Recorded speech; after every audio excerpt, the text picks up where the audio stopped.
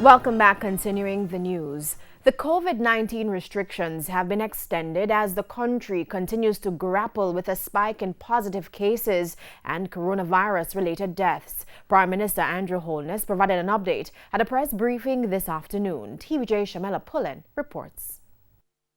2 weeks ago, the government announced an 8 p.m. to 5 a.m. curfew as part of measures to curtail the spread of COVID-19. On Tuesday, Prime Minister Andrew Holness says despite the non-compliance from some persons, the curfew has been working and he has announced an extension. The Islandwide Curfew time will remain at 8 p.m. to 5 a.m. until 5 a.m. on the 7th of October 2020. Mr. Holness also warned of a possible change in curfew times for the impending Heroes Weekend if the cases continue to spike. I think the public should be aware that we have given no approvals whatsoever for any entertainment events. We are taking a far more rigid approach to the public using places of amusement, beaches, and so forth. So we are expecting that for the Heroes Day weekend, there should not be much activities that would necessitate us in any way limiting the curfew hours.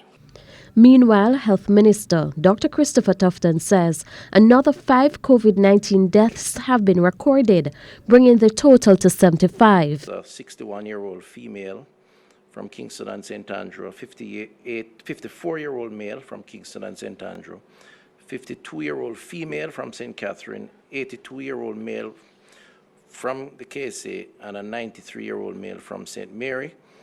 4 of the 5 deceased have confirmed pre-existing conditions, and of course we express condolences to the family members. Meanwhile, the country recorded 127 new cases of the coronavirus.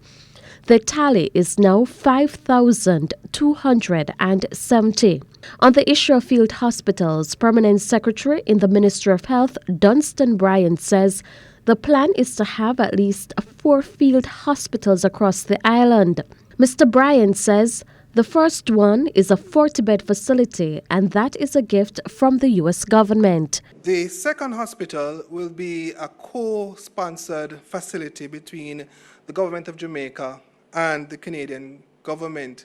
And this facility, the Canadian government will be contributing approximately 100,000 Canadian dollars for this procurement of this facility. The other facility that we have will be constructed by the government of Jamaica at a cost of approximately $65 million. And that facility will be at St. Joseph Hospital.